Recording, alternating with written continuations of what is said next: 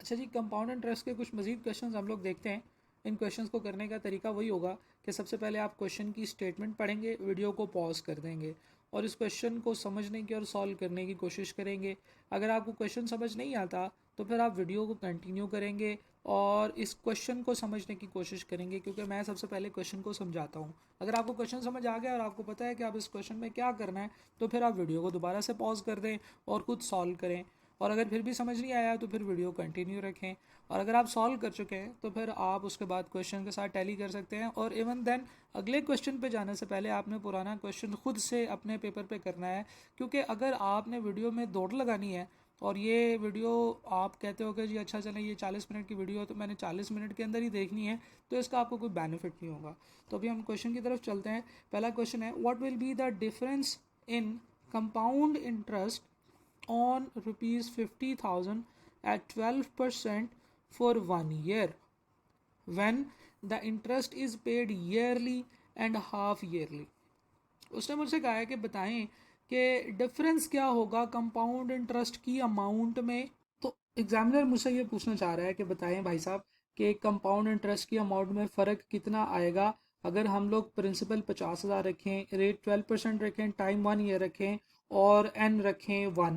Yearly के case में आपको पता है कि एन क्या होता है 1, और हाफ ईयरली के केस में क्या होता है एन इज इक्वल टू 2 होता है। तो एक दफ़ा उसने कहा है कि एन इज इक्वल टू 2 करके मुझे बताएं कि कितना आंसर आता है, और एन इज इक्वल टू 1 करके बताएं कि कितना जो है वो आपके पास आंसर आता है। फिर इन दोनों का डिफरेंस बताना है।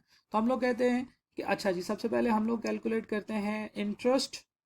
इंटरेस्ट ठीक है जी, compound interest one n is equal to 1, यानी कि जब ईयरली कंपाउंडिंग हो रही है तो सबसे पहले हम ये वाला इंटरेस्ट कैलकुलेट करते हैं, जिसके लिए हमारे पास फार्मूला है I is equal to P into 1 plus r over n multiply by sorry power t multiply by n minus 1, right.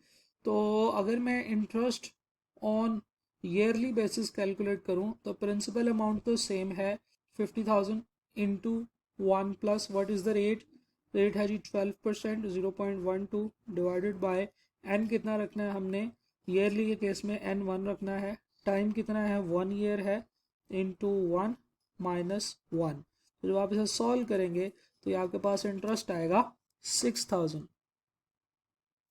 Right. Okay, interest अगर हम लोग हाफ ईयरली कैलकुलेट करें, interest on half yearly basis, तो हमारे पास formula वही है। मैं कहता हूँ जी 50,000 is the principal amount into 1 plus what is the rate 0.12 divided by 2। Time कितना है 1 साल है, जिसको मैंने मल्टीप्लाई करना है एन के साथ, इस वक्त एन 2 है, माइनस 1। तो इस केस में जो हमारे पास इंटरेस्ट हाफ ईयरली बेसिस पे बनेगा वो कितना बनेगा जी 6180। तो एग्जामिनर ने कहा है कि डिफरेंस बताएं अगर ईयरली और हाफ ईयरली आप पे करते हैं।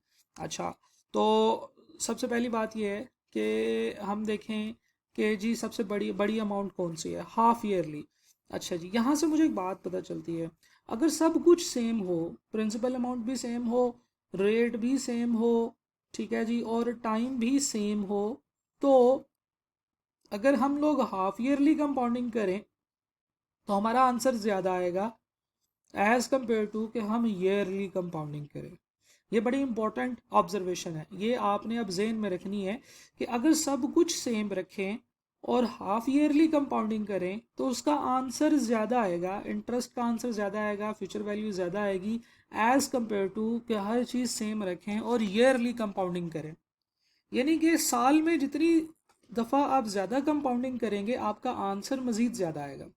अच्छा, इस क्वेश्चन को फाइनल बाद में करते हैं, हम एक और काम करते हैं, हम इसी के ऊपर क्वार्टरली इंटरेस्ट कैलकुलेट करते हैं। यानी कि अगर इंटरेस्ट जो है वो क्वार्टरली कैलकुलेट हो रहा है, ठीक है जी, तो अगर आई क्वार्टरली कैलकुलेट करें फार्मूला वही होगा 50,000 into 1 plus 0.12 divided by 4, n 4 हो जाएगा, टाइम भी उतना ही है लेकिन इस दफ़ा 4 माइनस 1।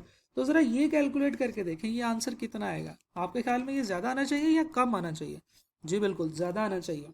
तो इस केस में आपका आंसर आता है 6275.44। तो जितनी ज़्यादा फ्रीक्वेंसी होगी आपकी कंपाउंडिंग की, जितना बड़ा एन होता जाएगा उतना ज़्यादा आपको बेनिफिट होता जाएगा, उतना ज़्यादा आपको इंटरेस्ट मिलेगा। और अगर आपको फॉर एग्जांपल वो कहता है कि जनाब दो रेट्स हैं, एक रेट है जी 12% कंपाउंड मंथली, और एक रेट है जी 12% कंपाउंड एनुअली। तो अगर आपने बैंक में पैसे जमा कराने हैं और आपको इंटरेस्ट मिलना है, तो आपको कौन सी ऑप्शन को चूज़ करना चाहिए? जी बिल्कुल, आप उसको वो वाली ऑप्शन चूज़ करनी चाहिए जिसमें आपको ज़्यादा बेनिफिट है। तो क्योंकि आप इस वक्त लोन किसी को दे रहे हैं, तो आपके लिए ऑप्शन ये होगी, आप बैंक में पैसे जमा करा रहे हैं तो आपके लिए ज़्यादा अप्रोप्रिएट ये है कि आप 12% कंपाउंड मंथली पे जाएं, क्योंकि मंथली कंपाउंडिंग से ज़्यादा इंटरेस्ट बनेगा as compare to annual compounding, right. तो हम लोग क्वेश्चन की तरफ वापस आते हैं। उसने मुझे कहा था कि इन दोनों का डिफरेंस कैलकुलेट करके दें, तो मैंने कहा है कि अगर ईयरली कंपाउंडिंग हो तो आंसर आता है 6000, हाफ ईयरली कंपाउंडिंग हो तो आंसर आता है 6180। तो इन दोनों का जो डिफरेंस है that will be equal to 180, right.